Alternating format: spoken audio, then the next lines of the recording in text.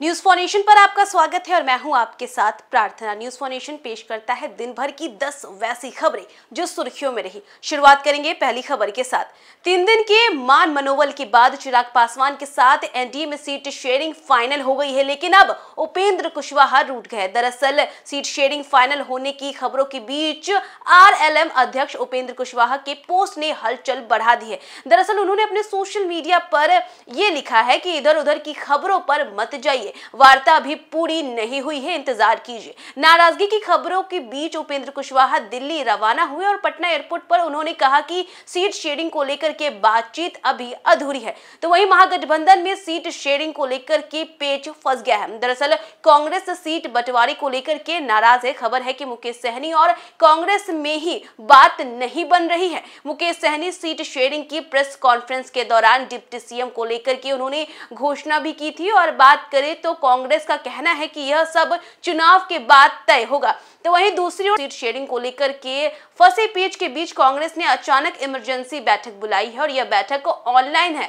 दिल्ली से screening committee के member और सीनियर जो जूम कॉल है उससे ये लोग जुड़ेंगे और सूत्रों के मुताबिक इस बैठक में सीट बंटवारे को लेकर के और उम्मीदवारों के नामों को लेकर के अंतिम फैसला लिया जाएगा। वहीं कुछ संभावित उम्मीदवारों को 1-to-1 मीटिंग के लिए भी बुलाया गया है। वहीं बात करें तो टिकट ऐलान से पहले भोजपुरी पावर स्टार पवन सिंह ने चुनाव लड़ने से इनकार कर दिया। हाल ही में जेपी नड्डा, अमित शाह और उपेंद्र कुशवाहा से मुलाकात के बाद पवन सिंह के चुनाव लड़ने की चर्चा तेज थी। सवाल ये कि टिकट ऐलान से ठीक पहले पवन सिंह को ये क्यों कहना पड़ा कि मैं विधानसभा चुनाव नहीं लड़ूंगा। पवन सिंह खुद पीछे हट गए हैं या बीजेपी ने उनका टिकट काटा है? अगर टिकट काटा है तो उसके पीछे क्या कारण है? वहीं दरभंगा के अलीनगर से विधायक मिश्रीलाल यादव ने बीजेपी से इस्तीफा दे दिया। बात करें तो पार्टी की प्राथमिक सदस्यता से इस्तीफा देते हुए तीखा हमला बोला है। उन्होंने कहा कि अब बीजेपी में बने रहना संभव नहीं है क्योंकि पार्टी में गरीबों और पिछड़ों का कोई सम्मान नहीं है। 27 मई 2025 को दरभंगा एमपी एमएलए विशेष न्यायालय ने मिश्रीलाल यादव को 2 साल की सजा और 1 लाख रुपए का जुर्माना जो है वो सुनाया था और विधानसभा सचिवालय ने 20 जून 2025 को उनकी सदस्यता समाप्त कर दी थी। लेकिन पटना हाई कोर्ट ने 18 जुलाई 2025 को इस फैसले को निरस्त कर दिया। वहीं चुनावी रणनीतिकार से नेता बने प्रशांत किशोर ने आज बिहार में अपनी चुनावी अभियान की शुरुआत कर दी। राघोपुर जाने की अपनी घोषणा से पहले ही प्रशांत किशोर ने तेजस्वी यादव पर बड़ा हमला बोला है।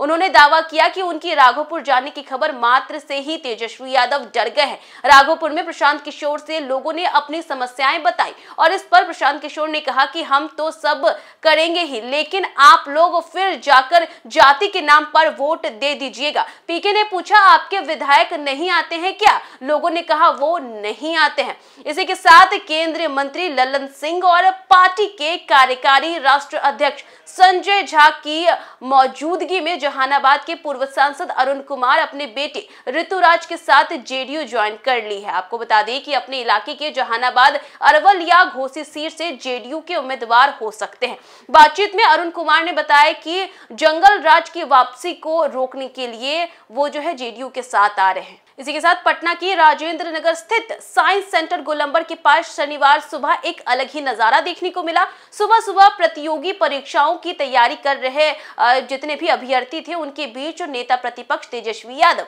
अचानक पहुंच गए। वहां मौजूद विद्यार्थियों ने उनका स्वागत किया और बातचीत का जो दौर था वो शुरू हुआ। तेजस्वी यादव ने छात्रों से उनके हालत और तैयारियों के बारे में जानकारी ली और पूछा। अभ्यर्थियों ने भी सारे सवालों का खुलकर जवाब दिया और अपनी समस्याओं को उनके सामने रखा और सबसे ज्यादा नाराजगी पेपर लीक को लेकर की हुई।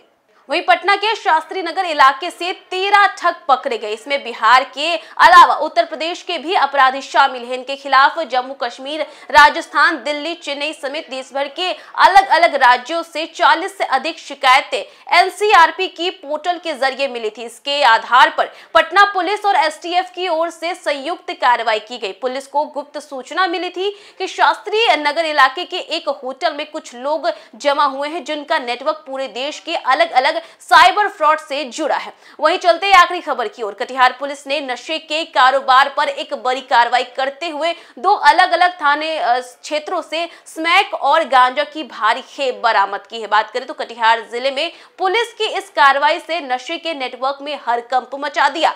कटिहार एसपी शिखर चौधरी ने बताया कि रोतारा थाना क्षेत्र के टोल प्लाजा के पास वाहन चेकिंग के दौरान पुलिस ने एक तस्कर को लगभग 1.5 किलो स्मैक के साथ गिरफ्तार किया। अंतर्राष्ट्रीय बाजार में इसकी कीमत 40 से 50 लाख रुपए बताई जा रही है। तो ये थी दिन भर की 10 वैसी खबरें जो सुर्खियों में। फिलहाल के लिए बस इतना ही। न्यूज़ फोर नेशन पर खबरों का सिलसिला जारी रहेगा। तब तक के लिए नमस्कार। सूरज की पहली किरण के साथ जाग उठा बिहार, हर मत बने नई उम्मीद, हर कदम जिम्मेदारी। न्यूज़ फॉर नेशन की अपील, 6 और 11 नवंबर को घर से निकलें, वोट करें और अपने भाग्य विधाता खुद बने।